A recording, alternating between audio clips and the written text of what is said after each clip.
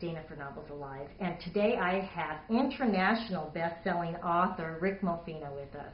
And Rick, I am so happy to see you again. I interviewed you twice last year, and you're just such a delight, and you're one of the very few men here at the convention. What brings you to this convention?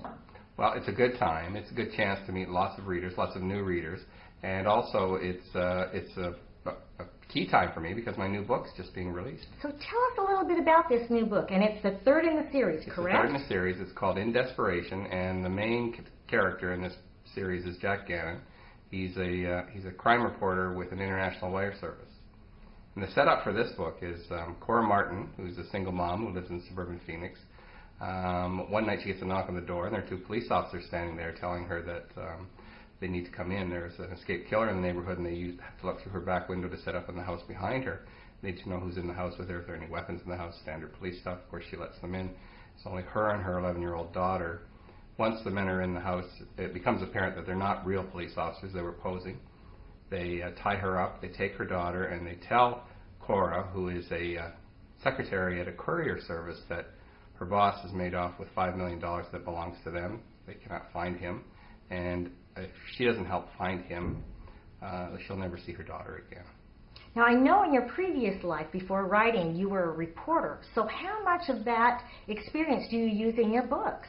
Well, I do like to draw from the real experiences that I had as a crime reporter in newspapers and a crime reporter with the wire service. I traveled quite a bit all over the country and in various parts of the world, Jamaica, the Caribbean, Africa, Kuwait. And I like to build on a sort of a seed of truth as a foundation that will resonate with me. And this book is set against the current events that are going on in Mexico with the drug wars that are spilling into the U.S. and how they might be able to reach and touch people in their everyday lives in unforeseen ways, and how people react, or how everyday people react to extraordinary circumstances. So now you're not just a New York Times bestseller, which is fabulous, but you're also an international bestseller. Tell me some of the countries that your books are going into. Yeah, I'm up to about 17 countries right now. Just sold the French language rights to some of my earlier books. This year alone, I'll be published in Germany, Turkey, the UK, Norway. Last year, I was published in Italy, Spain, Denmark, Holland, and it's nice. It's really nice when you get the foreign covers and you get some emails from people, sometimes in different languages, and then you have to translate them online to try to make sense of what people are saying. But it's quite delightful, actually. It's quite nice. The interaction with readers is everything. Oh, it absolutely is. And you told me that you went to London last year. And it was actually 2 years ago. 2 years ago, and did you get to meet some of your readers then? Was it a book signing? No, it was just launching books there. So actually, I turned that into a research trip, and everything I did in London that I could apply to some of the books I did. Various parts of the city where I had to tromp around to find my way around. I had my character, Jack Gannon, actually be assigned to go to London for a bit. So that worked. Every author uses everything on every trip, I'm sure. So do you find that you have a little bit of this hero in you, or do you write a little bit of you into the hero? Oh, he's a little more heroic than I could ever be, I think, and a little more daring than I could ever be.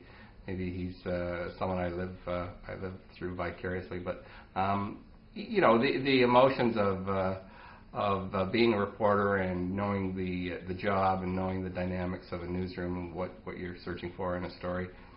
That all applies, but of course you over-dramatize it. Of course you notch it up a bit, so the stakes are a little higher.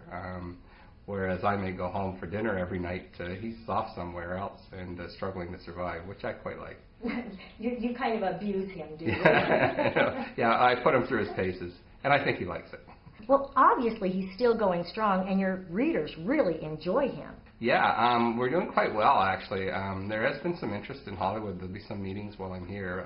I can't say much more than that.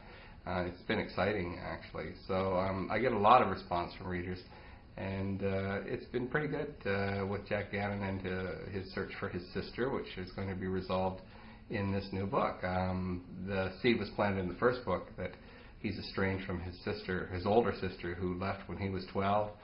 She was in her late teens and just walked out on her family. She had some troubles, and he never saw her again. So he was a bit of a loner, and she was a ghost that haunted his life. And out of the blue, she returns. plead for his help and let him know that he has a niece that he never knew existed. Well, sounds exciting, Rick, and it's always so nice to have you here. Thanks so much for joining us today. Oh, thank you very much.